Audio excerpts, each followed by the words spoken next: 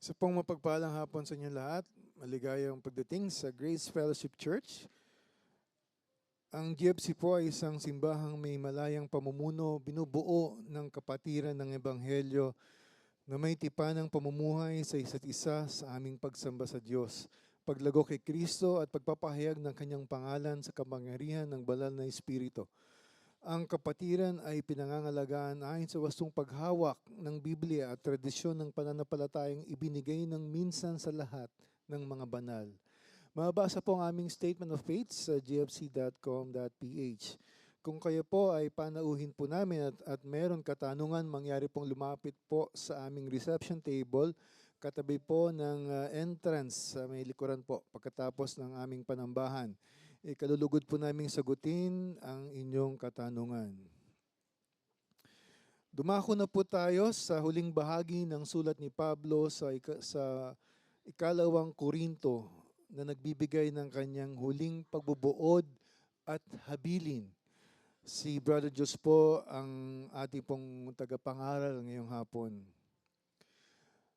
Babasahin ko po sa ating pagsisimula ang Isaiah's 45 verses 21 to 22. Hindi ba akong si Yahweh ang Diyos na nagliligtas sa kanyang bayan? Walang ibang Diyos maliban sa akin. Lumapit kayo sa akin at kayo ay maliligtas, kayong mga tao sa buong daigdig. Walang ibang Diyos maliban sa akin. Bawat isa po sa atin ay may pangangailangan na tanging ang Diyos lamang ang makatutugon at makapagbibigay.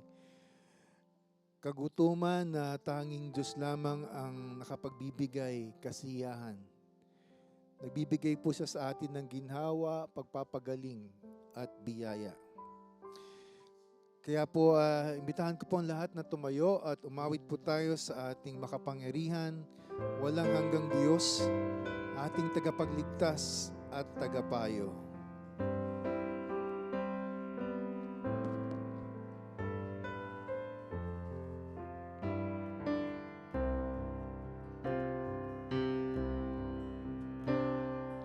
Wonderful, merciful Savior, precious Redeemer and friend, who would have thought that a lamb could rescue the souls of men?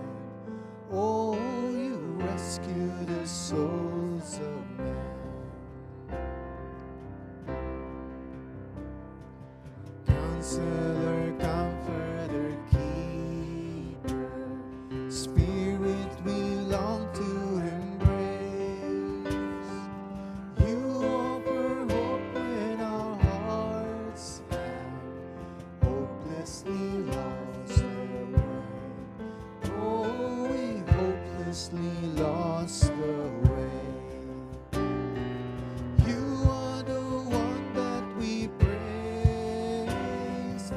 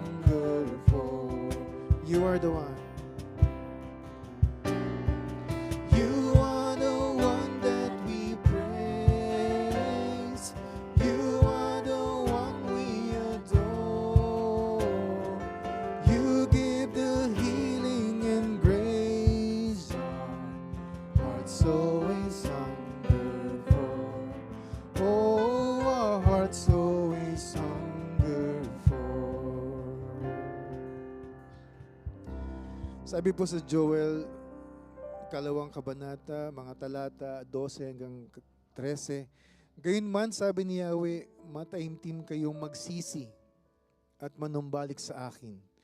Mag-ayuno kayo, manangis at magdalamhati. Magsisi kayo ng taus-puso at hindi pakitang tao lamang. Magbalik loob kayo kay Yahweh na inyong Diyos. Siya'y mahabagin at mapagmahal, hindi madaling magalit at wagas ang pag-ibig. Sa gitna ng ating pagkilala ng ating kasalanan, ang Diyos ay mapagbiyaya at mahabagin at sagana sa pag-ibig. Habang nagkakaroon tayo ng higit na kamalayan sa ating pangangailangan para sa pangungumpisal at dumating na may bagabag at nagsisising puso, alam natin na ang Diyos na ating nilalapitan ay hindi naghahangad na masaktan tayo, ngunit upang bigyan tayo ng ganap na buhay, fullness of life. Awitin po natin, salamat Panginoon.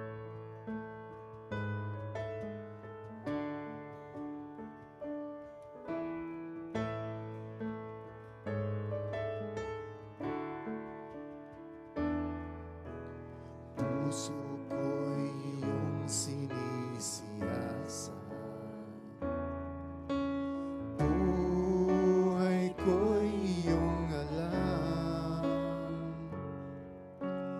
ang lahat kong lihim, O Yahweh, ay tiyak mong nalalaman. Ang lahat ng aking ginagawa sa'yo ay hindi lingid. Ang lahat kong lihim, O Yahweh, ay tiyak mo nga nababati.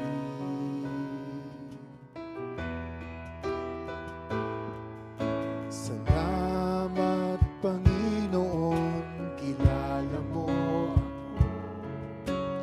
Ang lahat ng bagay ay dinigit sa'yo. Salamat Panginoon, tinutuwid mo ako. Ikaw lang ang may alam ng aking patutunguhan. Salamat sa'yo, Panginoon.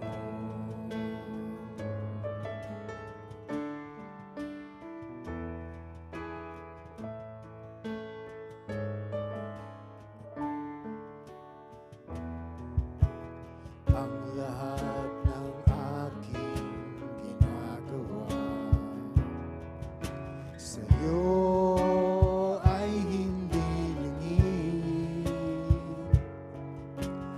Ang lahat kong lihim, O Yahweh, ay tiyak mo nga nababati.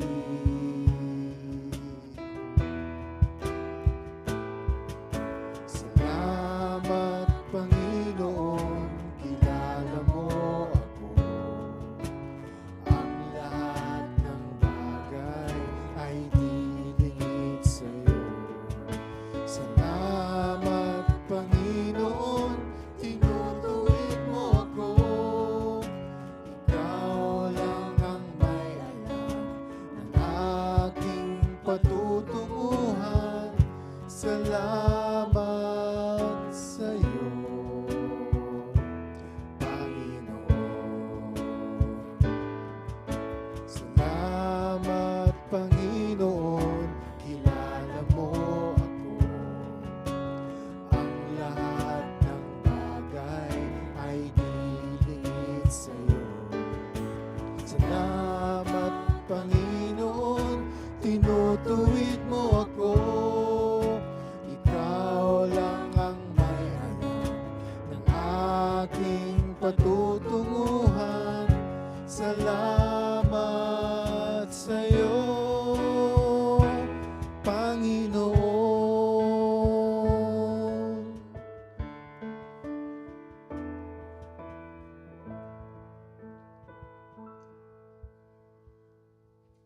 Unang Timoteo 1:15, sabi po, totoo ang pahayag na ito at dapat paniwalaan ng lahat. Si Kristo ay dumating sa sanlibutan upang iligtas ang makasalanan. At ako ang pinakamasama sa kanila. Ang ating Diyos ay isang maawaing Diyos at mabait at mapagbiyaya. At purihin natin ang Panginoon at maggalak sa ating Diyos na nagliligtas.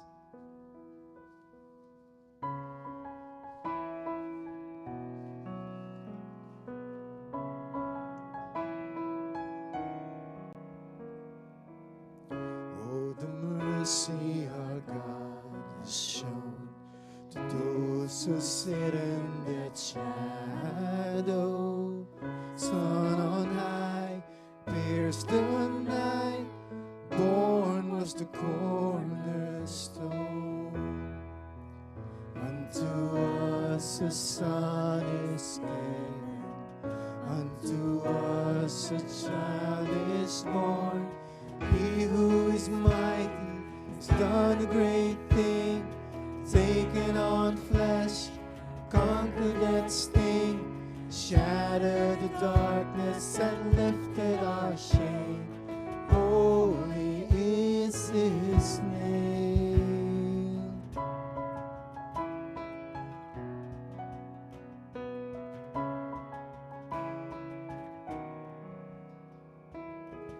Oh, the freedom our Savior won.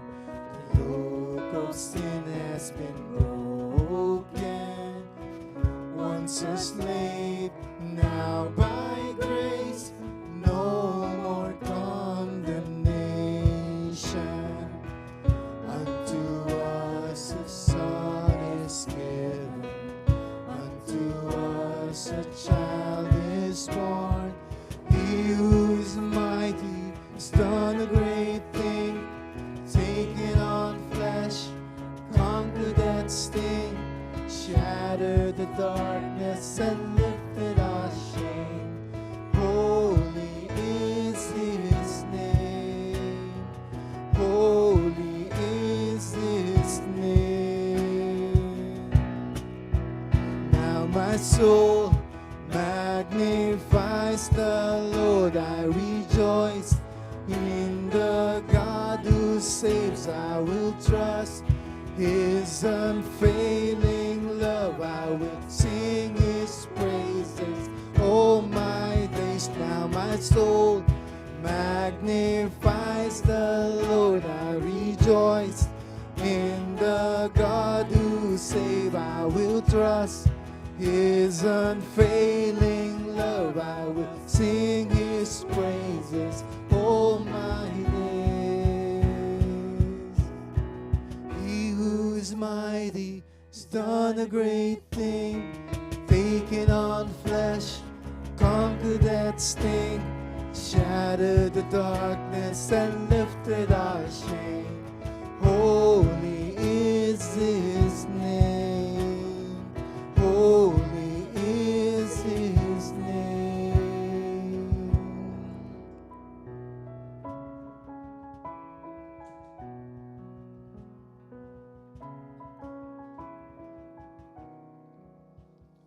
Amen.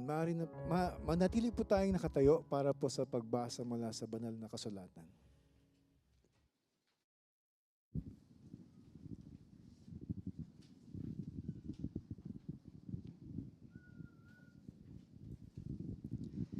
Mga awit, Kabanata 51, talata 1 hanggang 12. Maawa ka sa akin, O Diyos. Ayon sa iyong tapat na pag-ibig, ayon sa iyong saganang kaawaan, ay pawiin mo ang aking mga paglabag. Hugasan mo akong lubos sa aking kasamaan, at linisin mo ako sa aking kasalanan. Sapagkat aking nalalaman ang mga pagsuway ko, at ang aking kasalanan ay laging nasa harapan ko. Laban sa iyo lamang ako nagkasala, at nakagawa ng kasamaan sa iyong paningin.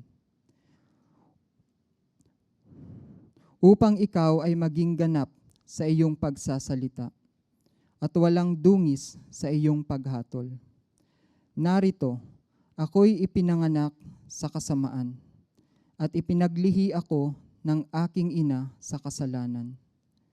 Narito, ikaw ay nagnanasa ng katotohanan sa panloob na pagkatao at sa tagong bahagi ay iyong ipakilala sa akin ang karunungan. Linisin mo ako ng isopo at ako'y magiging malinis. Hugasan mo ako at ako'y magiging higit na maputi kaysa niyebe. Gawin mong marinig ko ang kagalakan at kasayahan. Hayaan mong ang mga buto na iyong binali ay magalak. Ikubli mo ang iyong muka sa aking mga kasalanan at pawiin mo ang lahat kong mga kasamaan. Lumalangkas sa akin ng isang malinis na puso, O Diyos, at muli mong baguhin ang matuwid na espiritu sa loob ko.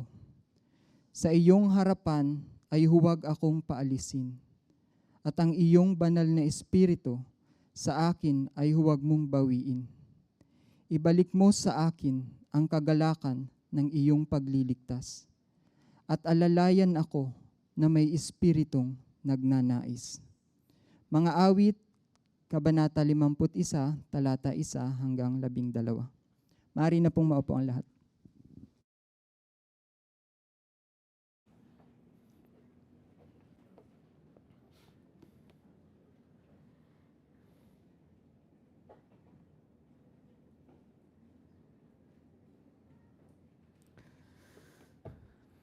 Tayo'y manalangin.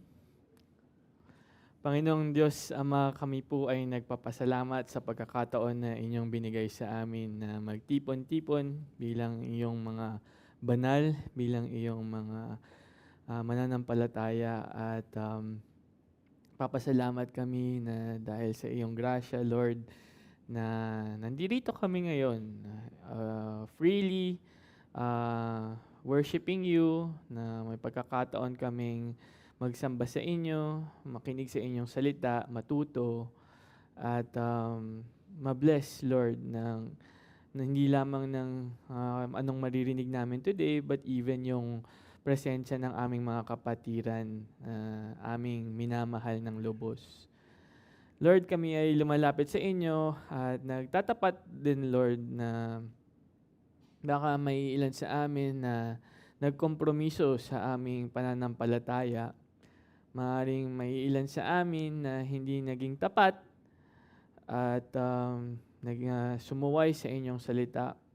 Baka nagpakita kami ng galit, ng pagiging mainipin, o kaya baka kami naging tamad at hindi sumunod sa iyong kautusan.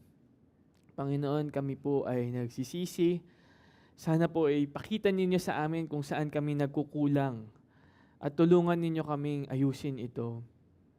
And Lord, nagpapasalamat kami na alam namin dahil sa inyo ay mayroong kapatawaran. And nagpapasalamat kami dahil hindi kayo napapagod kahit na madalas kaming nagkakamali. Nagpapasalamat kami dahil sa kaligtasan na iyong binigay sa pamamagitan ng iyong anak na si Jesucristo. Lord, tinataas din po namin sa inyo ang aming church. Marami pong may sakit, marami pong may karamdaman, and we pray na sana po ay sila po ay gumaling na.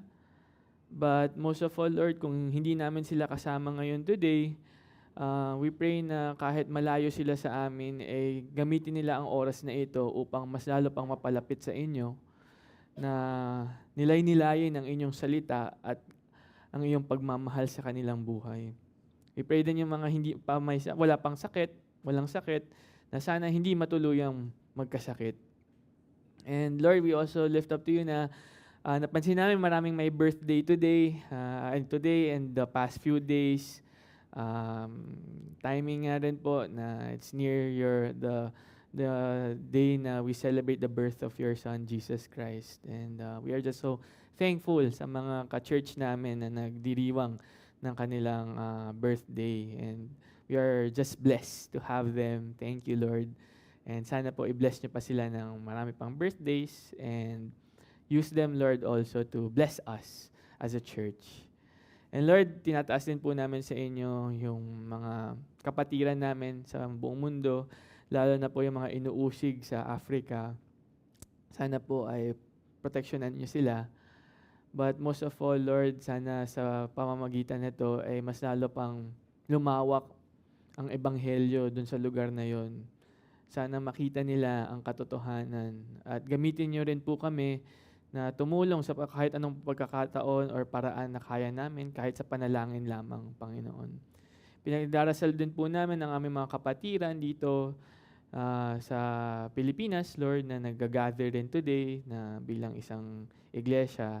I-bless niyo rin po sila. Sana po ay lumago rin sila sa inyong salita. And yung mga kapatiran po din namin na nakakaranas ng pag-uusig sa kanilang mga trabaho, kaya sa kanilang pamilya. Lord, imbis na magalit, imbis na sumama ang loob, sana po ay compassion, awa at pagmamahal ang kanilang maramdaman para sa mga taong umaalipusta sa kanila dahil sa kanilang pananampalataya. Bigyan niyo po sila ng kalakasan na maging tapat, kalakasan na magmahal kahit na inuusig sila. And sana po ay magpatuloy sila sa kanilang mabubuting ginagawa para sa iyong pangalan. And Lord, sa panahong ito, tinataas namin ang aming oras ng pag-aaral ng Pangalawang Korinto. Salamat, Lord, sa salita na inyong binigay. And tanggalin niyo po ang kahit anumang didistract sa amin and naway matuto kami at makita namin ang inyong katotohanan sa aaralin namin ngayong araw na ito. Maraming salamat, Panginoon. Ang lahat ng ito ay tinataas namin sa pangalan ni Jesus. Amen. Magandang hapon po.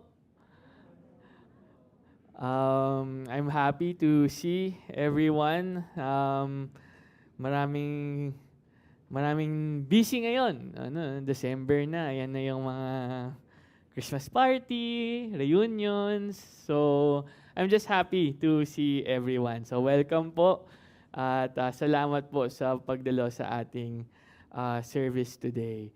And pagpapatuloy po natin ang ating pag-aaral sa Pangalawang Korinto and by God's grace, sa awa ng Diyos, tatapusin na po natin. Today natin isasarado ang libro ng Pangalawang Korinto. So, it's been, I think, yung nag-umpisa tayo noong around March, and now we're ending na po. And I pray na as we end, we will be blessed by this passage. So, kung maanyayahan ko po ang lahat ng may kaya, tayo po tayo at babasahin ko po ang ating passage for today na matatagpuan sa Pangalawang Korinto, 13, Kabanata 13 at versikulo 11 hanggang 14. So, babasahin ko po. And this is what the Lord says in His Word in verse 11. Sa katapus-tapusan, mga kapatid, magalak kayo. Isaayos ninyo ang mga bagay-bagay. Palakasin ninyo ang isa't isa, magkaisa kayo ng pag-iisip, mabuhay kayo sa kapayapaan, at ang Diyos ng pag-ibig at ng kapayapaan ay mapapasa inyo.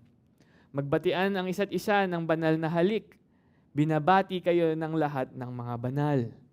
Ang biyaya ng Panginoong Hesukristo, ang pag-ibig ng Diyos, at ang pakikisama ng Espiritu Santo ay sumainyo nawang lahat. Maaari na po kayong umupo. Alam niyo po, nung inaaral ko po ito, naalala ko yung kabataan ko. Sa mga magulang po dito, may tanong po ako sa inyo. Sino po sa inyo ang nag-e-enjoy o nagagalak kapag kailangan nyong disiplinahin ang inyong mga anak? Wala. Okay, that's good. Kasi nung English may nagsabi, parang may nag-amen nga yata eh. So hindi, kasi 'di ba? Para sa mga magulang, ako po hindi po ako magulang, ako ay anak, may magulang ako. So medyo nakaka-relate ako ng konti kahit wala akong anak, na every time na dinidisiplina ninyo ang inyong mga anak, medyo may konting sakit.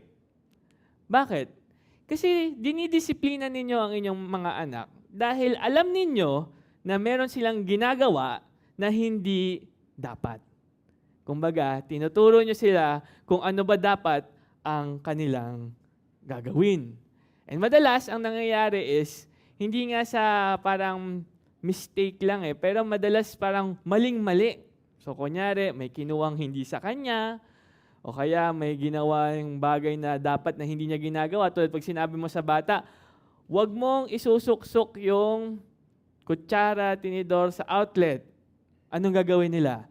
Yun ang kanilang gagawin. Siyempre ikaw, ayaw mong dinidisiplina yung iyong mga anak. Nang nare-realize mo, may masama silang ginagawa. Hindi ka nila sinusunod, di ba? Madalas nga, pag yung iyong pagmamagulang iba-iba Minsan pinapalo, minsan kinakausap, minsan grounded, di ba? Iba't iba yung mga magulang. Ako po, nung bata ako, pinapalo kami. And every time na papaluin kami, nakikita ko sa magulang ko na hindi nila na-enjoy. Hindi sila nakangiti, di ba? Actually, malungkot sila. Malungkot sila na kailangan nila kaming pagalitan, kailangan nila kaming pagsabihan. Malungkot sila na kailangan nila kaming paluin. And madalas pa nga, after nila kami paluin, sasabihan nila kami na, sorry, kailangan namin gawin to kasi mahal ka namin. Kailangan mong maalala, kailangan mong matutunan na hindi tama ang iyong ginagawa. So, nung tumanda na ako, teenager na ako, high school na ako, ganyan. So, minsan may mga mali akong ginagawa. So, pinapalo pa din. Hindi na ako pinapalo nung gano'n. Pero, syempre, dinidisiplina pa rin ako ng aking mga magulang. And, pag ikaw po ay naging teenager na, mas tumanda-tanda ka na, ang mga magulang, meron silang certain expectations na sa'yo. Hindi ka na bata Dumaan na tayo ng ilang taon na tinuturuan kita, na dinidisiplina kita. So ngayon, meron akong higher expectations kung paano ka dapat umasta. Diba? Lalo na yung mga youth dito, tandaan niyo to. Mga youth dito, there is an expectation na dapat na ginagawa ninyo. Bakit? Kasi sasabihin ng magulang niya sa'yo, hindi ba sinabi ko na sa'yo yan? Hindi ba tinuro ko na yan sa'yo? So there's an expectation that you already know. Sadly, bilang mga teenager youth, madalas hindi natin nasusunod, minsan sinasadya, at minsan hindi natin sinasadya. So naalala ko rin, nung medyo lumaki-laki na ako, teenager na ako, marami nang tinuro sa akin. And madalas, nakakalimutan ko. Madalas, hindi ko ginagawa. So anong nangyayari? Yung mga magulang ko, kilala nila ako So ang gagawin ng nanay ko, ite-text niya ako or tatawagan niya ako. Ang sasabihin sa akin ng nanay ko, ginawa mo na ba yung sinabi kong dapat mong gawin? Sabi ko, sige mamaya, or hindi pa po. Ang ano niyan is, pag hindi mo ginawa yan, mamaya, lagot ka sa akin. Di ba? Pag gano'n na narinig ko na yon, medyo nanginginig-nginig na ako. Gagawin ko na. Ang ano natin is parang may pagbabanta. Diba? Actually, banta talaga siya. Hindi lang parang may pagbabanta. Pero bakit yun ang ginagawa ng isang magulang? Bakit niya sasabihin na gawin mo na? Kasi kung hindi mo gawin, mamaya, lagot ka sa akin. Mamaya ka sa akin. Diba? Bakit nila ginagawa yun? What's the goal? What's the purpose? Para ayusin mo na. Para sundin mo na. Para gawin mo na yung responsibilidad mo. Para hindi na tayo mahirapan mamaya. Dahil wala namang nag-i-enjoy kung papagalitan ka ng magulang mo. Hindi na-enjoy yan ng magulang. Hindi rin na-enjoy yan ng anak. Sino nag-i-enjoy? Wala. Parehas kayong naghihirap. Parehas kayong dumadaan sa matinding pagdurusa. So ano sasabihin ng magulang? Gawin mo na bago pa ako dumating dyan. Kasi kung hindi mo gagawin at hindi ka susunod, wala akong ibang magagawa kundi yung responsibilidad ko na disiplinahin ka. Bakit? Hindi dahil gusto ko lang. Hindi dahil gusto ko lang na utos-utusan ka. Hindi. Dahil gusto ng isang magulang na gawin mo ang tama. At kung titignan natin yung bahagi natin ng scripture, ganun yung ginagawa ni Pablo.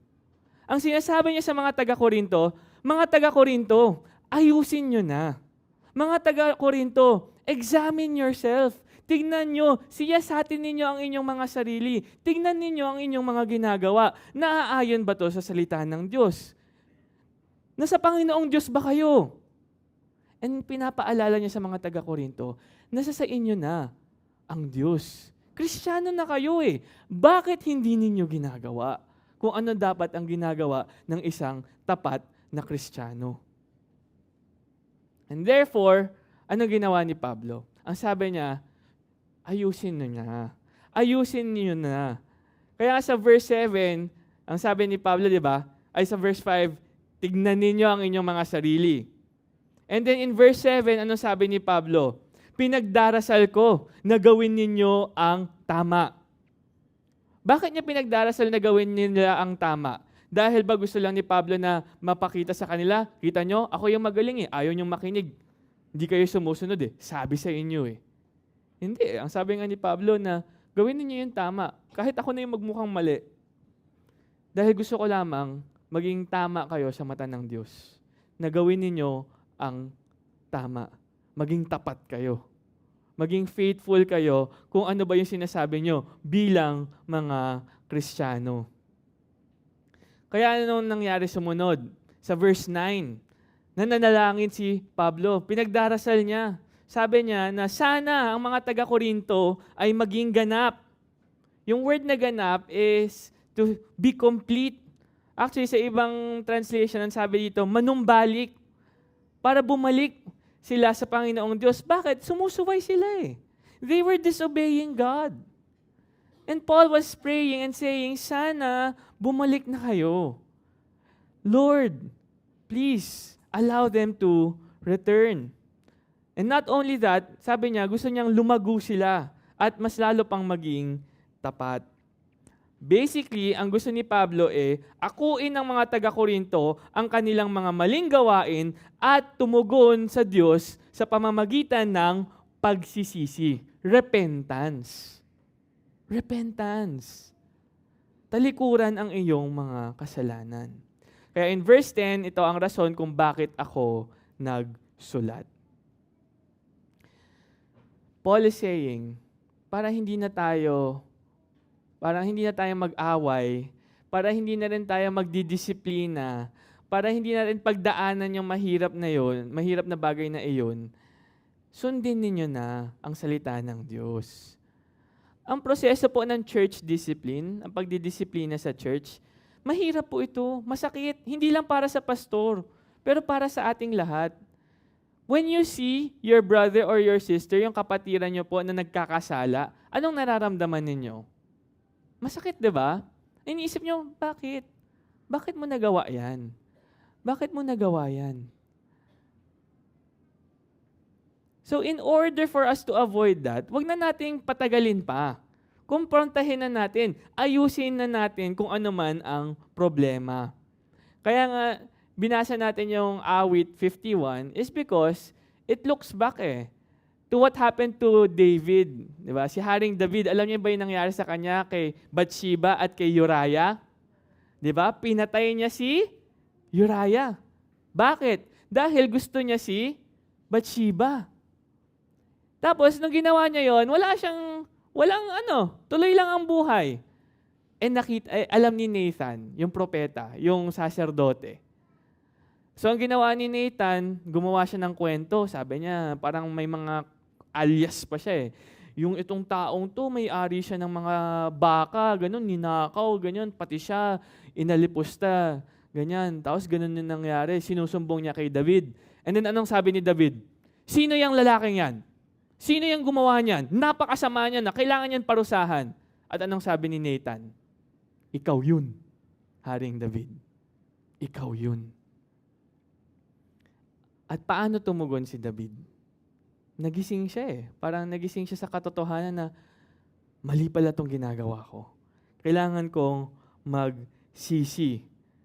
Kailangan kong kilalanin at akuin ang aking kasalanan at bumalik sa Panginoon.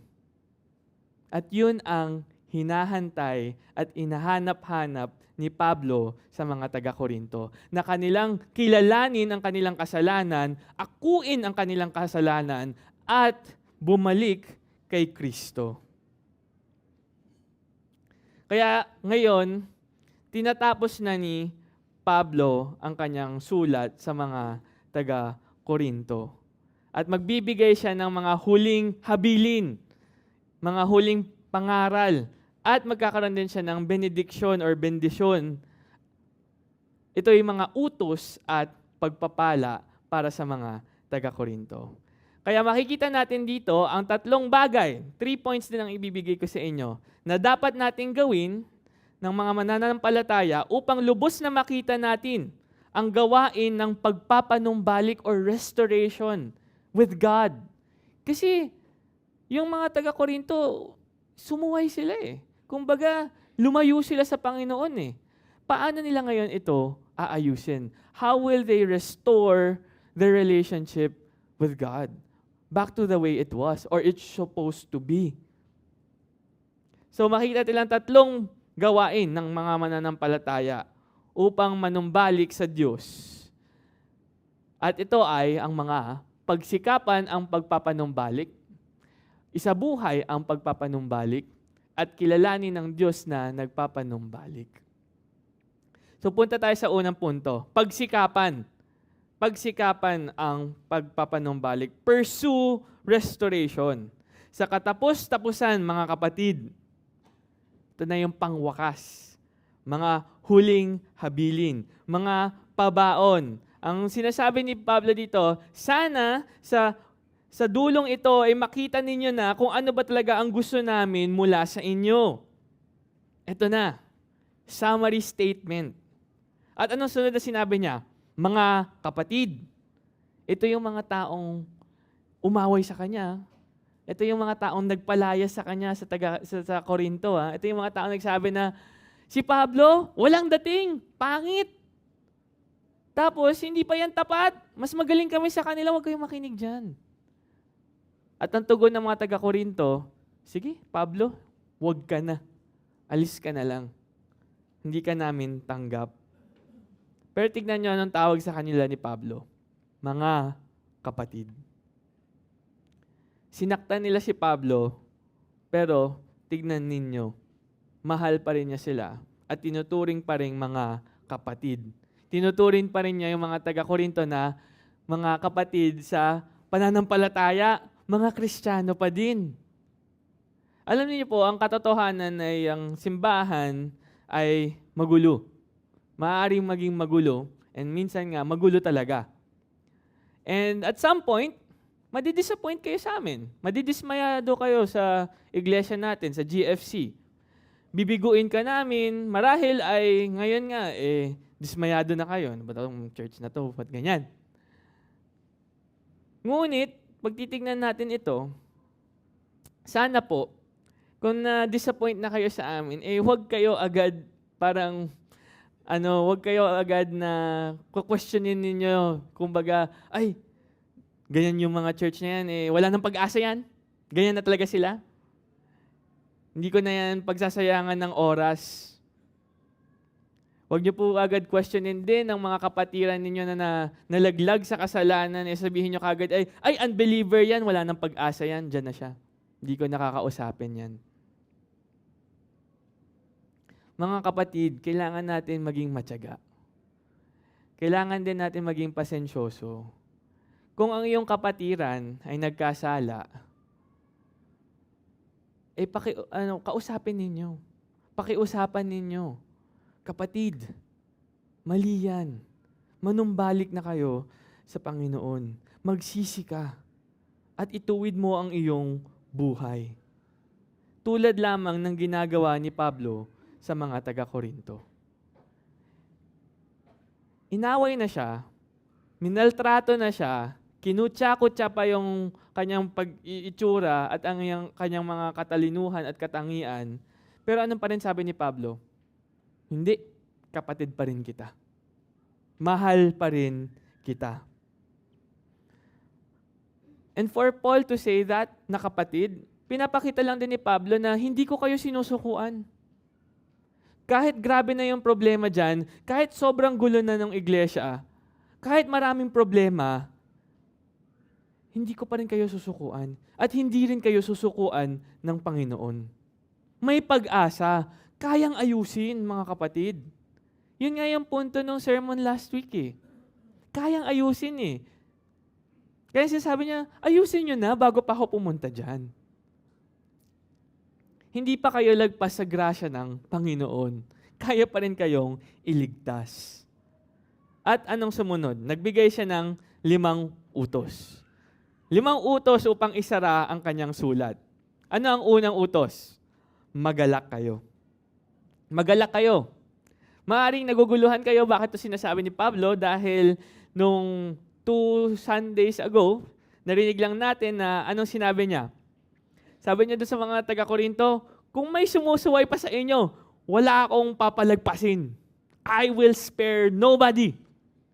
Lahat kayo dadaan sa akin. At hindi na ako maaawa. And then imagine, ngayon ang sinasabi ni Pablo sa kanila, magalak kayo. Pablo, after mo sabihin sa amin na you will spare no one, magagalak kami, paano naman yun? Ang sinasabi ni Pablo dito magalak kayo sapagkat may pag-asa pa. Sapagkat maaari nyo pa rin ayusin. Sapagkat nasa sa inyo pa rin si Hesukristo. Hindi pa kayo lagpas sa kaligtasan. Maaari pa kayong magbago. At magbabago lamang kayo kung tuluyan ninyong pagsisisihan ang inyong mga kasalanan. Magalak kayo dahil nasa inyo ang ebanghelyo. Tandaan ninyo kung sino ba kayo kay Kristo. Tandaan ninyo na kayo na ay naligtas na. Tandaan ninyo na kahit namumroblema kayo, na kahit na nagdurusa kayo, ikaw ay na kay Kristo pa rin. Tandaan ninyo na kahit ikaw ay lugmok sa kasalanan, hinihingi pa rin ni Kristo ang iyong pananampalataya. Hindi ka niya sinusukuan. At yun ang sinasabi niyang magalak kayo. Dahil may pag-asa. Dahil nandyan si Jesus. Anong sabi pa niya? Isaayos ang mga bagay-bagay. Or sa ibang mga translation, magpanumbalik. Ito na yung natin. Magpanumbalik. Be restored. Magsikap tungo sa pagpapanumbalik. Ayusin. Ibalik natin kung paano ba yung dati. Maayos na relasyon kasama ang Diyos at hindi lamang ng Diyos, hindi pati rin sa kapwa Kristiyano. Alam natin na ang iglesia ng Korinto ay magulo. Naligaw sila ng landas eh. Maraming immoralidad, maraming division, yung pagkakahati-hati ng iglesia, 'di ba? Alitan, nag-aaway-away, meron pa sila sinasabi na, ay ikaw, may pera ka, dito ka sa magandang upuan, ay ikaw, mahirap ka, dyan ka lang sa tabi-tabi. Imagine mga Kristiyano to ha. At anong sinasabi ni Pablo ngayon sa kanila? Ang sabi ni Pablo sa kanila, ayusin ninyo ang mga bagay-bagay. Sila'y sinaway na ni Pablo eh. Mali yan. At sinabi ni Pablo sa kanila, gawin ninyo ang tama. Mali yan eh. Mali yan. So nung narinig nila na sinabi ni Pablo na mali yan, ang expectation natin ngayon is what? Kailangan may tugon sila na aksyon. Hindi pwedeng yung, ay sinabi ni Pablo mali yan, sige, okay, antayin ko na lang si Lord na mag-ayos nito. Minsan may ganun tayo eh. Alam na natin kung ano yung tama sa mali. Okay, o nga no, mali itong ginagawa ko. Sige, thanks Lord for letting me know pinaalam mo sa akin. Pero wala tayong tugon or wala tayong steps or hakbang na ginagawa upang ayusin ito. Upang talikuran ito. Ganun ba? Nako, napakasakit sa loob ko na magkasala. Kaso ganito talaga eh. Yan ang sinasabi ni Pablo. Hindi. Ayusin ninyo. Sa madaling sabi, sinasabi ni Pablo, gumawa kayo ng konkretong hakbang upang ituwid ang kalagayan ng magulong iglesia. Yung away-away ninyo, ayusin nyo yan. Yung pagkakahati-hati ninyo, yung division ninyo, ayusin nyo yan. Di ba, minsan may ganun tayo na, ay, nag-away kami ni ano, ay, sige, hindi na lang kami magpapansinan. Nandito kayo sa church, ay, nandiyan siya nakaupo, sige, doon ako sa kabila. Ang sabi ni Pablo, hindi pwedeng ganun. Ayusin natin. Kaya sinabi nga sa unang Korinto chapter 1 verse 10, mga kapatid, ngayon ay nananawagan ako sa inyo sa pamamagitan ng pangalan ng ating Panginoong Hesukristo na kayong lahat ay magsalita ng isang bagay lamang at huwag magkaroon sa inyo ng mga pagkakabaha-bahagi, kundi kayo'y magkaisa sa isang pag-iisip at layunin lamang. So, sinasabi dito ni Pablo, yes, I'm praying for you. Pinagpe-pray ko na maiayos ang iglesia. Pero hindi natin pwedeng sabihin na pray lang tayo ng pray. Yes, prayer is essential. Importante yan. Hindi yan pwedeng mawala. Pero ang sinasabi din ni Pablo, pero dapat may tugon din kayo. Di ba, minsan may ganun tayo. Sige, pagpe-pray ko na sana makapag-share ako ng gospel. Ayan na, wala nang kausap yung katrabaho mo. Pero ikaw, Lord, sana bigyan mo ko ng pagkakataon ma-share yung gospel. Wala na nga siyang kausap, pray ka pa rin ng pray. Kilos. Kilos tayo. Kaya yun yung utos ni Pablo eh. Gawin ninyo. Isaayos ninyo. At anong sunod na sinabi niya? Palakasin ang isa't isa. Magpalakas ng loob. Ito ay isang salita na nagbibigay ng katiyakan, actually security.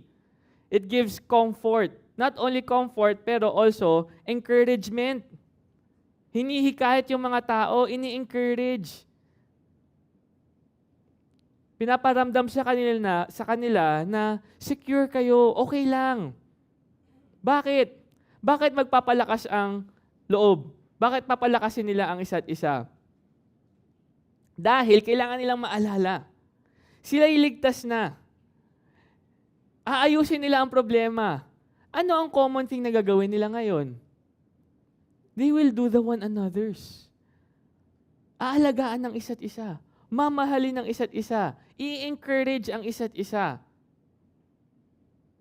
Papalakasin ang isa't isa. Rejoice. Magsaya kayo, magalak kayo dahil ikaw ay ligtas. Ayusin ninyo ang iyong mga relasyon. Ayusin ninyo ang iglesia. At ngayon naman ay palakasin ninyo ang isa't isa. Alam nyo po, itong pagpapalakas na ito ay nahahanap lamang sa isang lugar. At saan yun? Kay Hesukristo. Dahil ito po ang sabi sa pangalawang Korinto, chapter 1. Sabi dito, purihin ang Diyos at Ama ng ating Panginoong Hesukristo, ang Ama ng mga kaawaan at Diyos ng lahat ng kaaliwan. Actually, yung kaaliwan is comfort, and that is also encouragement. Na umaaliw sa atin sa lahat ng ating kapighatian, upang maaliw natin ang nasa anumang kapighatian. Ang sabi dito, God comforts you, God encourages you, and as you are encouraged and comforted by God, gawin mo rin ito sa iyong kapwa. Hindi pwedeng tanggap lang tayo ng tanggap mula sa Panginoon, tapos okay na Lord, sapat na ako, wala na akong gagawin. Ang sabi ng Biblia, gawin mo rin ito sa iyong kapwa. Sobrang-sobra yung pagmamahal, sobra-sobra yung comfort, yung pag-aaliw, sobra-sobra din yung encouragement na binibigay sa atin ng Panginoon. At ang natural na nangyayari dapat doon ay lumalabas at nagpapakita ito kung paano natin tinuturing ang ating kapwa.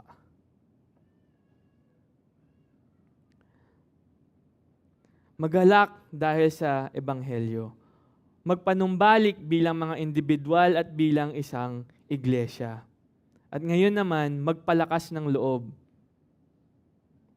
Sapagkat tayo ay mga Kristiyano.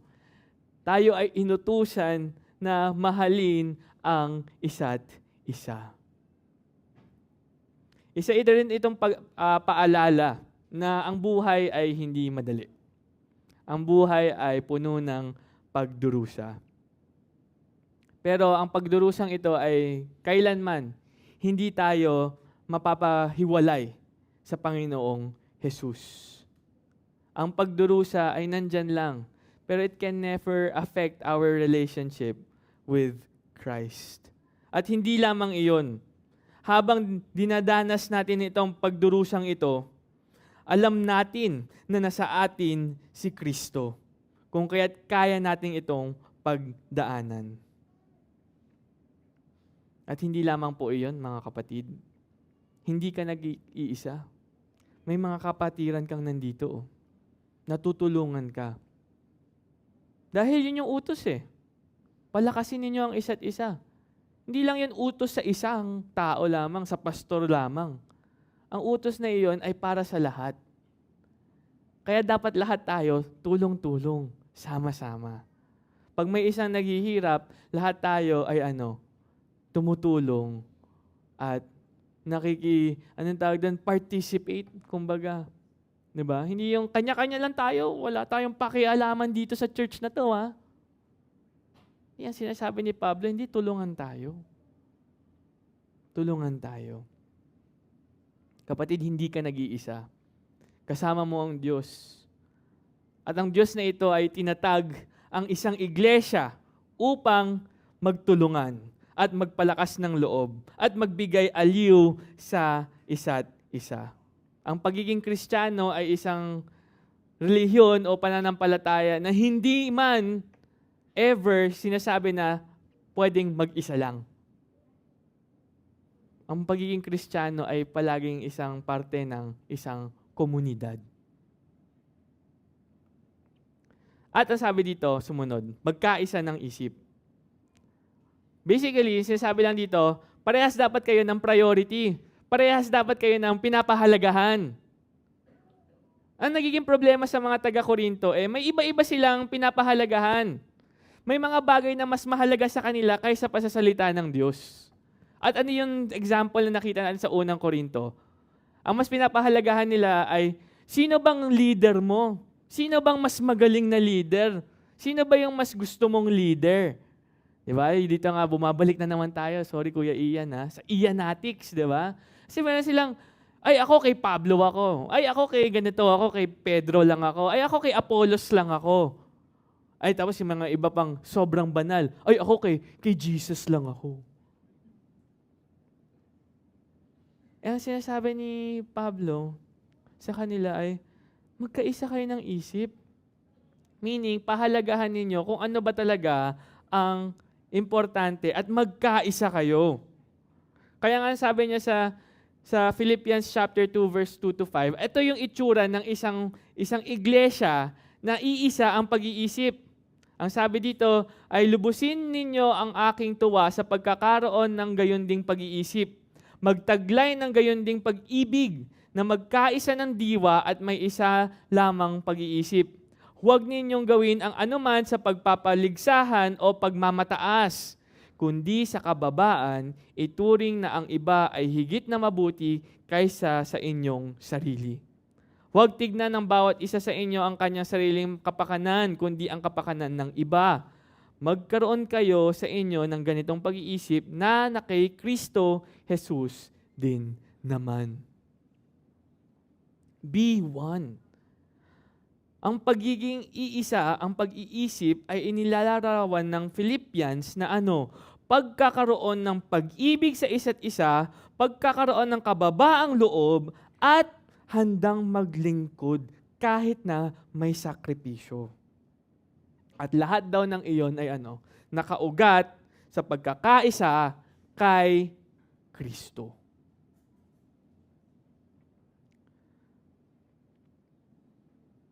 Alam niyo po, bilang mga tao, hindi tayo mauubusan ng mga bagay na hindi tayo mag-agree.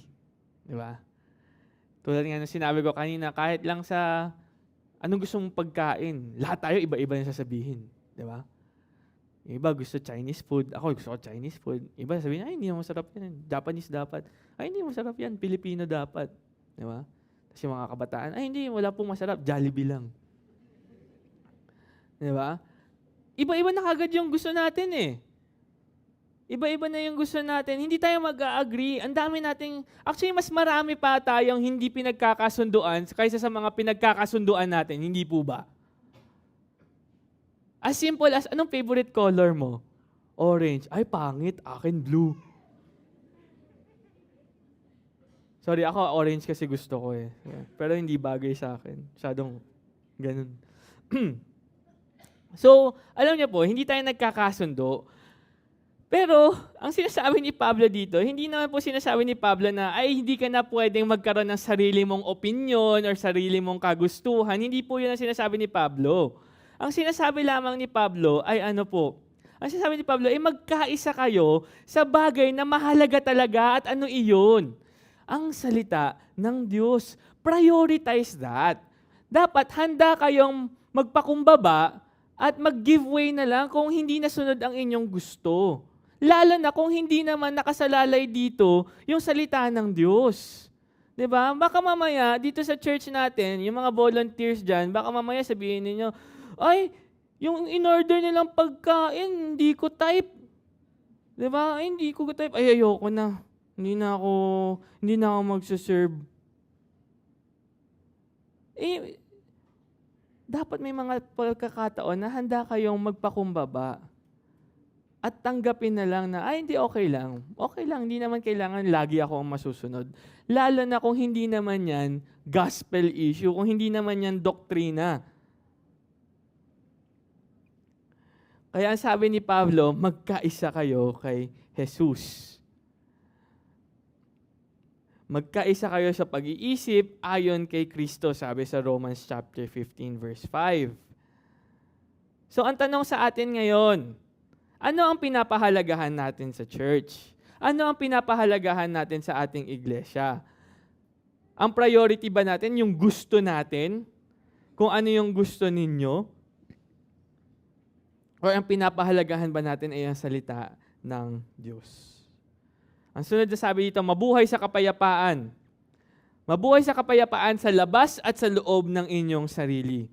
Ang kapayapaan na iyong nararanasan sa inyong kalooban dahil ikaw ay niligtas ni Jesus, yung the peace that surpasses all understanding, di ba?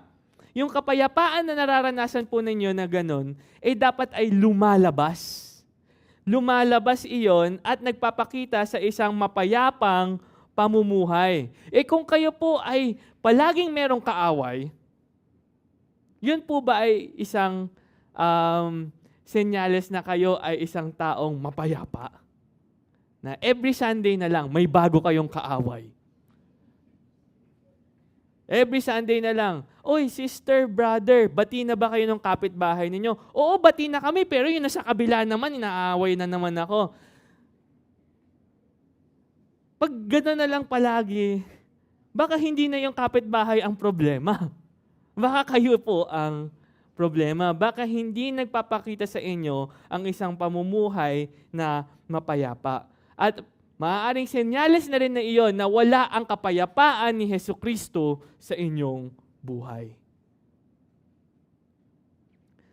Ngayon, ang tanong, Brother Josh, kung sinasabi mo na dapat iisa ang ating pag-iisip at yung kapayapaan actually related to that, kasi kung iisa ang ating isip, parehas tayo na pinag-aagrihan, hindi tayo magdidiskusyon masyado eh. Hindi tayo mag-aaway-away, hindi dapat ganito, hindi dapat ganito, hindi dapat ganito eh. 'Di ba? Pero bakit ganun, Brother Josh? Maraming iba't ibang churches. Lalo na iba't ibang denomination. Diba? Meron kang Presbyterian, meron kang Baptist, meron kang Methodist, meron kang non-denominational, di ba? Meron kang pang Lutheran, mga ganyan. Brother Josh, bakit ganun? Bakit madaming iba't ibang klaseng denomination or daming iba't ibang klaseng mga Kristiyano? Kung lahat naman tayo, ang sinasabi natin, ang pinakamahalaga ay ang salita ng Diyos. Punta ka doon sa ibang denomination, sabihin nila, ang pinakamahalaga din sa amin, salita ng Diyos. Punta ka doon sa kabila, sabihin nila, ang pinakamahalaga din sa amin, salita ng Diyos. Pero bakit tayo iba-iba ng denomination, di ba? May sagot po ko dyan, dalawa. Una, ang pagkakaisa-isa ay hindi nangangahulugan na tayo dapat ay pare-pareho. Okay? Unity does not mean uniformity. Kung tayo nag-iisa, hindi meaning nun na lahat tayo ay pare-pareho dapat. May mga prinsipyo sa ating Biblia na maaaring magpakita ng magkakaibang paraan sa iba't ibang kultura. Kung ano ang nakikita natin ngayon dito sa church natin na formal, tulad nito, polo barong, pag pumunta ka sa ibang lugar, kunyari punta kang Amerika at nagpolo barong ka doon, yun din ba ang formal sa kanila? Hindi. Ang formal sa kanila ay ano? Suit and tie.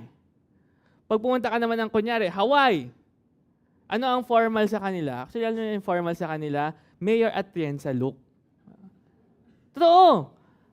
Yung floral na shirt, tapos slacks, formal na yun sa kanila. Eh tayo sa atin, uy, ganyan na ang formal ninyo. Pag kinakasal sila, ganun ang suot nila.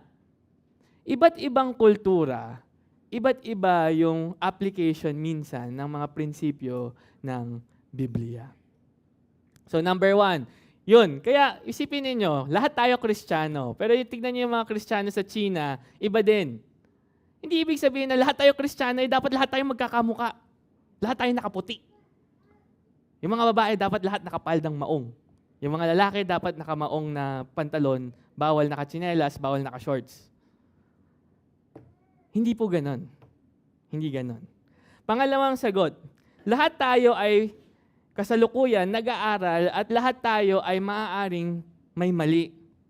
Bakit? Dahil tayo ay nasa katawang lupa pa rin at hindi perpekto ang ating pagkakaintindi. May mga doktrina, may mga pag-unawa tayo sa kasulatan, sa salita ng Diyos na maaari tayong magkaroon ng hindi pagkakasundo-sundo sa mga komplikadong doktrina ng ating Biblia. Halimbawa, sa ano ba yung timing ng pagbabalik ni Jesus? Kailan bababalik si Jesus? Ano ba yung mga kaloob ng banal na Espiritu? Sino ang sumulat ng Hebreo? Paano ba ang baptism? Dapat ba baby o tao? I mean adult. Baby o tao, ang hayop. Di ba? So, titingnan natin yon. May iba-iba. At ayos lang yun. Dahil, ano yun kumbaga secondary issues yun Ngunit pagdating sa mga katotohanan na malinaw na sinasabi ng Biblia na ito ang katotohanan, dogma kumbaga, ang sinabi ng Bible, ito yun, ito ang katotohanan, hindi tayo magkukompromiso doon mga kapatid. Kapag sinabi ni Jesus na siya ay Diyos sa Juan 10:30, siya ay tunay na Diyos. I and the Father are one. Kapag sinabi ni Jesus na siya ang daan, ang katotohanan at ang buhay sa Juan chapter 14 verse 6, I am the way, the truth, and the life, katotohanan iyon. Hindi natin pwedeng balikuin yun at sabihin na, ay, maaaring hindi. Maaaring may iba pa. Pag sinabi ni Jesus na siya ay muling bumangon sa pagkamatay or sa kamatayan sa sa unang Korinto chapter 15 verse 17, yun ang katotohanan. Na tayo'y naliligtas lamang sa pamamagitan ng grasya ng Panginoon, sa pamamagitan ng pananampalataya sa Kanya at hindi sa gawa, sa Efeso chapter 2 verse 8-9, yun ang katotohanan. At ang Biblia ay sapat na para sa lahat ng mabuting gawa ng isang mananampalataya. Yun ang katotohanan. With those truths, we do not compromise. Kaya maaaring magkaroon tayo ng pagkakaiba-iba sa mga ibang iglesia, lalo na sa mga secondary, yun ang tawag namin doon, secondary issues. Pero yung tungkol sa pagiging Diyos ni Jesus, na siya ang daan, paano tayo naliligtas, walang ibang sagot doon dahil klarong-klaro sa salita ng Diyos kung anong ibig sabihin noon. Maaaring magkaroon ng pagkakaiba-iba sapagkat tayo'y hindi perpekto sa ating pag-uunawa. Anong sabi dito? Sumunod ay, ang Diyos ng pag-ibig at ng kapayapaan ay mapapa sa inyo. Actually, yung mapapa sa inyo, hindi ko siya masyado agree sa translation niya sa Griego. Dahil ang pinapakita ng translation na talaga nito sa Griego is, para kasing tunog nun, mapapa sa inyo, ay kung hindi ako sumunod, hindi mapapa sa akin yung kapayapaan at pagmamahal, Kristiyano na ako . Diba? Actually, yung mas accurate na translation dito is parang sinasabi ni Pablo ay ang Diyos ng pag-ibig at ng kapayapaan ay kasama ninyo. Kasama ninyo. Ang ibig sabihin nito ay ano? Kapag sinusunod natin ang Diyos, mas nararanasan natin ang kanyang pag-ibig at kapayapaan. Yun ang katotohanan nito. Nararanasan natin ang kanyang pag-ibig at katotohanan sapagkat hindi niyo ba nararanasan ito na kapag kayo'y nagkakasala, ramdam niyo ba yung kapayapaan? Ramdam niyo ba yung pag-ibig? Nakakatulog ba kayo sa gabi? Dahil kung mahimbing pa rin ang inyong tulog sa gabi kahit may kasalanan kayo, matakot na po kayo, mga kapatid. Dahil ang ibig sabihin nun, baka wala ang banal na espiritu sa atin na bumabagabag sa ating kalooban. Pero kung tayo tunay na Kristiyano, walang kapayapaan dahil may kasalanan eh. Kaya ang sinasabi dito is, ang Diyos ng pag-ibig at ng kapayapaan ay kasama ninyo. Ang ibig sabihin nito is, God is already with us nung tayo naligtas. Pero kung hindi tayo sumusunod sa Kanya, yung kaloob niya o yung biyaya niya o yung regalo niya ng Kanyang presensya, ng Kanyang kapayapaan at ng Kanyang pagmamahal sa atin, hindi natin mararanasan iyon sa ating buhay kapag tayo'y patuloy na sumusuway sa Kanya.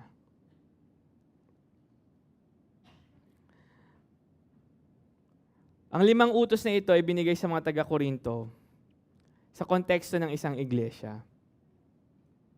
At anong ibig sabihin nito? Ito yung tinatawag nating ordinary means of grace. Karaniwang paraan ng pagpapamalas ng biyaya o ng grasya ng Diyos. Madalas, inaano natin yung church. Parang, okay, sige, hindi ako pupunta ngayon. Sige, okay lang. Pero kung titignan ninyo po ito, lahat ng utos na ito, ay ang konteksto nito ay yung iglesia ng Korinto. At ang sabi niya, kapag sinunod mo ito, mararanasan ninyo yung kapayapaan na nasa inyo na at yung pag-ibig na nasa inyo na rin. Mararanasan ninyo ito. Kaya ang sinasabi natin dito is ang pinapakita ni Pablo dito is, mahalaga. Mahalaga din ang iglesia. Dahil sa pamamagitan ng iglesia, mas lalo pa nating nararanasan ang grasya ng Panginoon. It's not that special. It's ordinary, pangkaraniwan, pero mabigat. Mabigat. Alam niyo po, maaari pa rin naman magpakita ang Diyos ng kanyang grasya sa supernatural na pamamaraan. Maybe himala or milagro. Kaya niya, kung gusto niya, pwede niyang gawin, pero basahin po ninyo ulit yung teksto. Ang pinili ng Diyos na instrumento upang maipakita o maparamdam ang kanyang kapayapaan at ang pagmamahal niya ay hindi ng kahit na supernatural eh. Ang sabi niya, iglesia. Gawin ninyo yan sa inyong iglesia. At mapapasa inyo, makakasama ninyo ang kapayapaan at pagmamahal ni Jesus. Naunawaan ba natin ang sinasabi ni Pablo? Kung gaano ito kahalaga. Alam niyo po, kung patuloy ninyong susuwayin ng Panginoon, hindi niyo to mararanasan. 5 utos po ito, 5 bagay na dapat nating tandaan habang nagsisikap tayong ayusin ang ating relasyon sa Diyos. Magalak kayo, alalahanin ninyo ang Ebanghelyo. Magkasundo kayo, ayusin ninyo. Magsisi tayo sa ating kasalanan. Magpalakas tayo ng loob. Palakasin din natin ang loob ng ating kapwa. Magkaisa tayo sa ating pag-iisip. Magpakumbaba tayo sa ating kapwa. At gamitin natin ang salita ng Diyos bilang pamantayan at hindi ang sarili nating opinyon. Mamuhay tayo ng may kapayapaan sa loob at sa labas. At ituon natin ang ating sarili sa Kanya at sa Kanyang salita at makakaranas tayo ng tunay na kapayapaan at pagmamahal. Paano ito nagpapakita sa iglesia? Mabilis lang po ito. Number 2, isabuhay ang pagpapanumbalik. Verse 12, magbatian ang isa't isa ng banal na halik. Binabati kayo ng lahat ng mga banal. Ang halik po ay isang pangkaraniwang pagbati nung sinaunang panahon. Maaari itong ihayag ang karangalan o respeto o pagmamahal. Ginagawa ito kahit ng hindi mga Kristiyano. Pero bakit ito kinuha ni Pablo at sinabi niya, gawin ninyo ito ang banal na halik? Bakit niya ginamit ito? Alam niyo po, yung halik sa Griego, ang pinakaugat na kahulugan nito is basically love. Hindi po siya romantic lang eh. Kasi madalas pag iniisip natin halik o kiss, di ba? Madalas, oy, romantic yan. Gaganon-ganon kagad tayo. Yung halik po is just, parang it's just a plain show of plain love. Di ba? Kahit naman yung iba, siguro may mga kultura dito tayo. May kultura kami sa aming pamilya na magbeso. Di ba? May ibang mga pamilya na sanay magbeso, na sanay ganun. Hindi naman romantic eh. It's more of show na, uy, pamilya. Uy, mahal kita. At nakita natin dito na hinihikayat ni Pablo ang mga taga-Korinto na gawin ito. Bakit? I believe, upang maipakita sa kanila, sa kanilang kapwa na pinapatawad kita, inaayos natin yung relasyon natin. Ito ay isang simbolismo ng kanilang pagkakasundo at pagpapatawaran sa isa't isa. Tandaan natin, away-away eh. Hati-hati nga, di ba? Nagbabahagi sila eh. Ikaw dyan ka lang, ay dito ka lang, kami-kami lang magkakasama. Nag-gather nga sila every Sunday, pero hindi sila nagpapansinan. At ano sabi ni Pablo? Batiin nyo ang isa't isa ng banal na halik. Pinapakita ni Pablo sa kanila na bilang mga Kristiyano, isa tayong pamilya sa ilalim ng Diyos. Walang kahulugan yung antas sa lipunan, ranggo, or even yung lahi eh. Kung mayaman ka ba o mahirap, wala yun. Ang sabi ni Pablo, ang nagbubuklod sa atin ay ang Diyos. Nagkakaisa sila. Wala na yung pagkakahati-hati. Buo na sila. Tanggap na nila ang isa't isa. Kinikilala nila ang isa't isa. At nagpapakita sila ng pagmamahal sa isa't isa. Masasabi ko po, ang prinsipyo lamang sa likod ng itong utos ni Pablo ay ipakita ng mga taga-Korinto sa kanilang kapwa ang pagmamahal. At ipakita rin ang simbolo ng kanilang pagkakaisa sa ilalim ng Diyos. So, I believe, hindi sinasabi ni Pablo na lahat tayo ngayon ay magbebeso-beso after service. Ay, handa ko na yung pisngi ko. Baka magkalyo sa dami ng gaganan-ganan natin. Diba? Hindi po. Kasi hindi nga natin alam kung paano ba talaga nila ginagawa yung halik na ito eh. Kasi may mga kultura na ang pwede lang lalaki sa lalaki, babae sa babae. Meron din ibang mga kultura na 3 beses pa eh. Right, left, right. Mga ganun eh.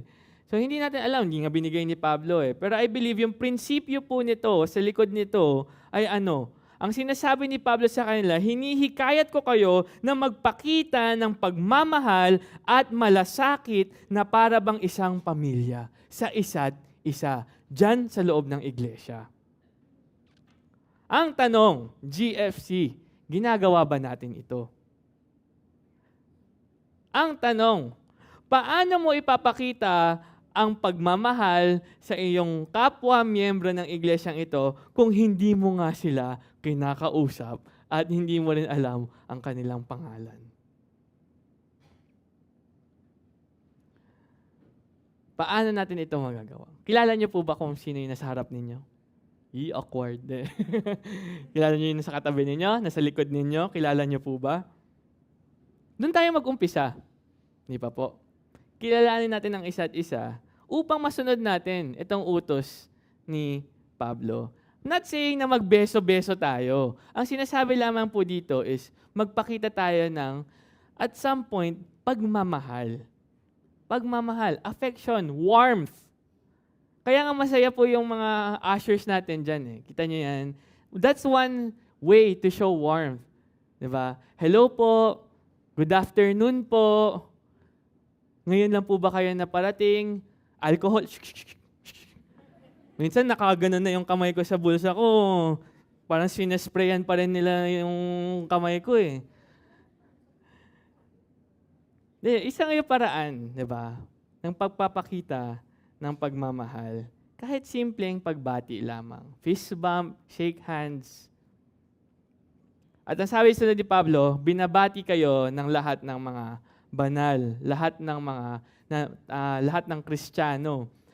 Yung mga bumabati dito, marahil sila po ay mga taga Macedonia. And most probably, hindi nila kilala yung mga taga Corinto. Pero nung narinig nila kay Pablo, may mga Kristiyano sa Corinto. Anong sabi nila? Uy, masaya sila.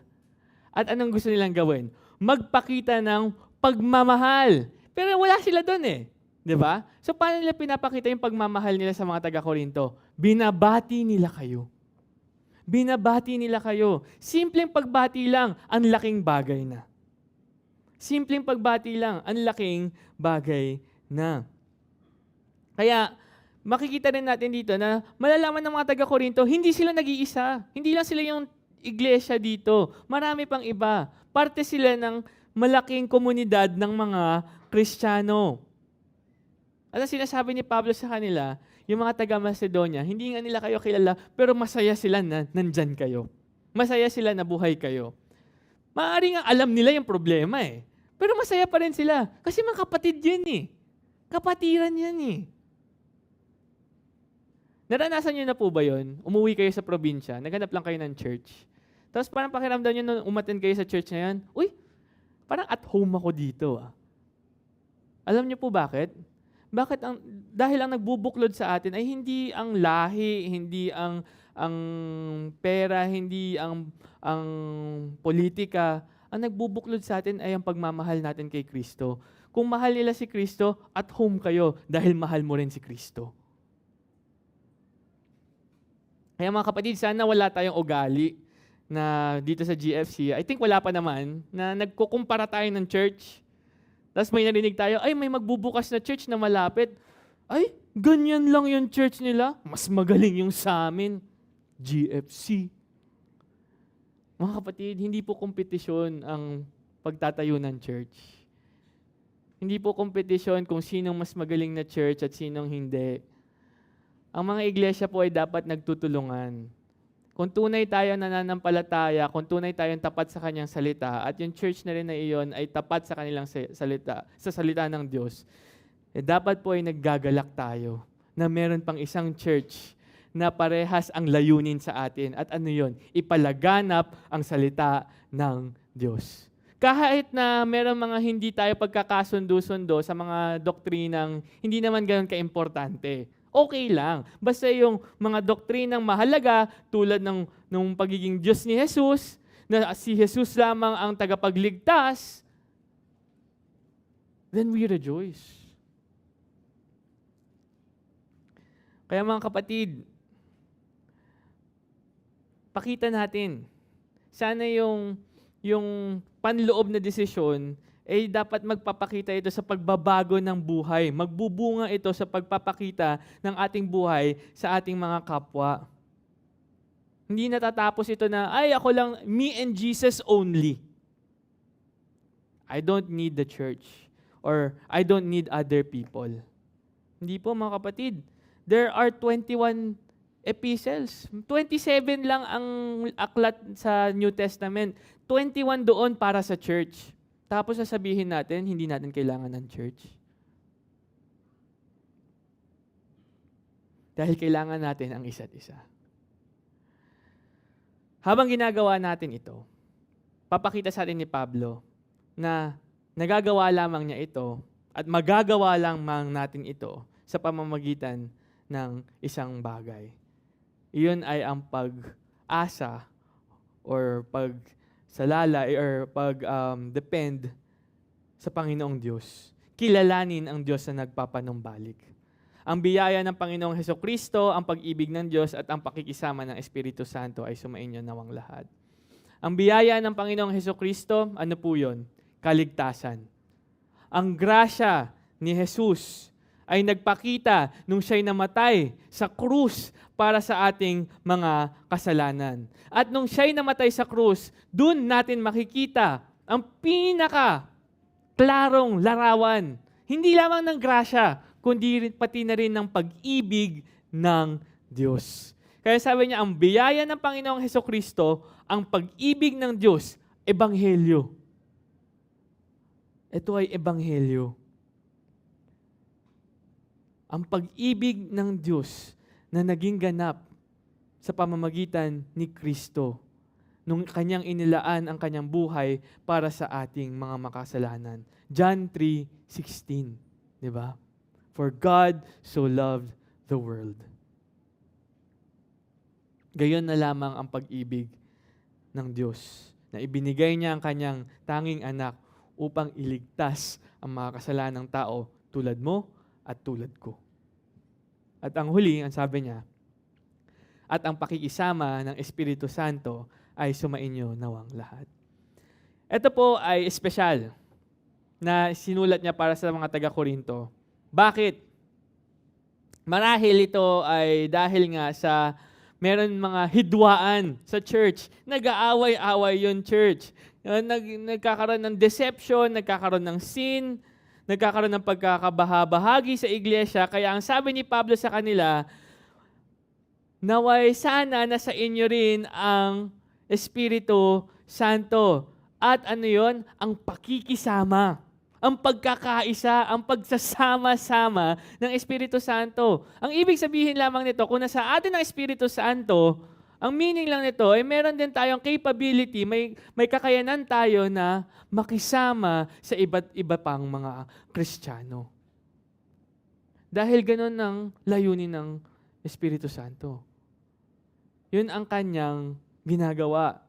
Hindi lamang niya tayo iniligtas, nananahan siya sa atin, pero gumagawa siya ng isang komunidad ng mga Kristiyano upang magtulungan at magmahalan. Ang sinasabi niya sa mga taga-Korinto, nasa inyo na yan eh. Ayusin nyo lang. Ayusin nyo lang.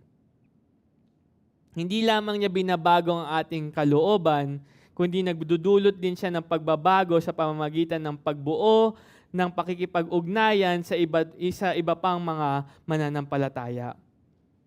Ang isang mananampalataya ay hindi kailanman mag-isa. Ang Kristyanismo ay hindi pananampalatayang nag-iisa, kundi ito ay isang komunal, isang komunidad. Hindi tayo pwedeng sabihin na hindi ko kailangan yan. Ang importante naman yung relationship ko kay Jesus eh. Yes, that's important. Pero tignan ninyo, ang sinasabi ni Jesus, kailangan mo ang iyong mga kapatid. Yes, makasalanan tayo. Yes, hindi natin palaging matutulungan ang isa't isa. Kaya nga doon papasok yung grasya, doon papasok yung kapatawaran, doon papasok yung sacrificial love, doon papasok yung kababaan ng loob, humility. Ito ang karanasan ng isang Kristiyano. Alam niyo po, nandyan ang banal na Espiritu. Hindi niya tayo iiwanan, hindi niya tayo susukuan. Ipinapakita ng biyaya ng Panginoong Hesukristo na sa pamamagitan niya, ang Diyos na naging tao, na ipinako sa krus at muling nabuhay, nalaman natin ang pag-ibig ng Diyos. At dahil sa nalaman natin ang pag-ibig ng Diyos, tayo ngayon ay nakikibahagi sa pakikipag-ugnayan ng banal na Espiritu. Kaya sa pagtatapos ng pangalawang Korinto, makikita natin na lahat ng ito ay bumabalik lamang sa Ebanghelyo. Magalak, kalimutan ang puot, alitan at hindi pagkakasundo-sundo sa iglesia. Magalak at magpasalamat tayo sapagkat tayo'y nailigtas ni Jesus. Pagsikapan natin ang pagpapanumbalik. Ayusin natin ang mga bagay-bagay. Ayusin natin ang ating relasyon sa Diyos. Ayusin natin ang ating relasyon sa ating kapwa. Palakasin natin ang isa't isa. Magsikap tayo na maging united at ipakita ang pagmamahal natin sa ating mga kapatid. This is the ordinary means of grace. Ang pangkaraniwang paraan ng pagpapakita ng grasya ng Diyos. Mararanasan natin ang pag-ibig at kapayapaan ng Diyos ng lubos. At sana, ang karanasang ito, yung pag-ibig at kapayapaan, ay umapaw at magdulot sa atin ng higit pang pagmamahal para sa Diyos, para sa ating kapwa, sa kanyang mga pinirang, sa mga mananampalataya, at pagmamahal rin para dun sa mga hindi pa nakakakilala sa ating Panginoon. Ikaw ba isang Kristiyano na palaging agit, galit? Andiyan na naman yung unbeliever, lumalapit na naman sa akin. Kain daw kami. Ayoko nga eh. Ganun ba tayo? Mga kapatid, sila po ay dapat, yung mga taong iyon, sila po ang dapat nire-reach out natin at pinapakitaan natin ng pagmamahal upang makita nila ang pagmamahal ni Jesus. Tayo manalangin. Panginoon, maraming salamat po sa araw na binigay niyo sa amin.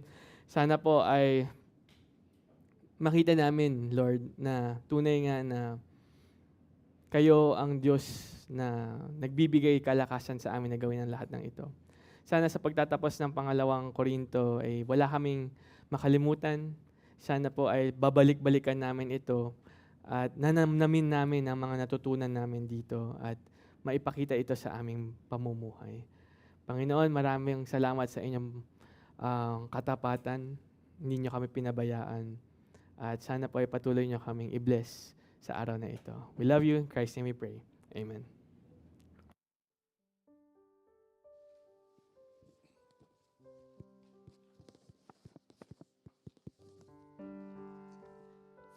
Bagamat hindi maunawaan, walang sino man ang hindi kayang abutin ng biyaya ng Diyos. Biyayang higit sa ating kasalanan at sa ating pagkakasala at magpapatawad at maglilinis sa atin. Ang pagbibigay sa lahat ng pag-asa, ito ang nagbibigay sa lahat ng pag-asa para sa malayang pinagkaloob sa lahat ng naniniwala. Tayo po ay tumayo para po sa ating huling awitin.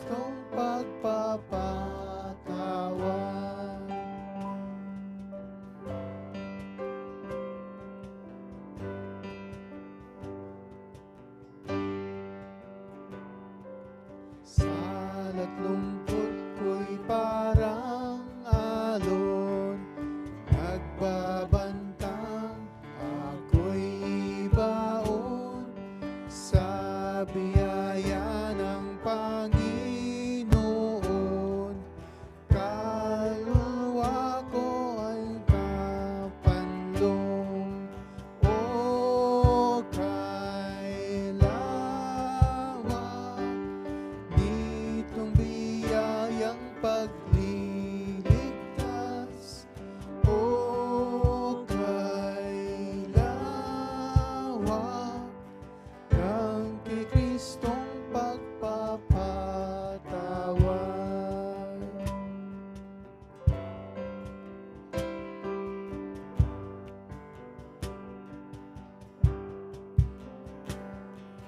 Kahihiyan ko'y di malingit, pagkat ubod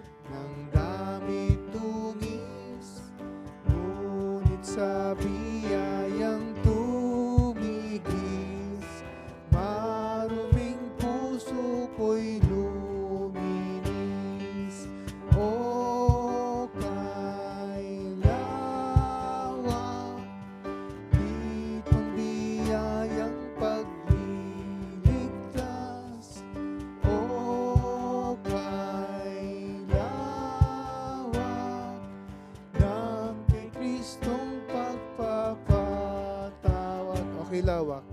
O kay lawak nitong biyayang pagliligtas.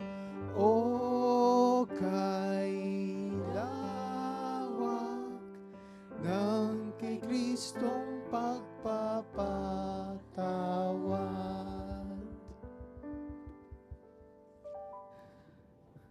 May isang announcement lang po tayo regarding sa ating iglesia. At yun po ay, sadly, praise the Lord pa din, close na po ang registration natin for the lessons and carols. So, kung hindi po kayo nakapag-register,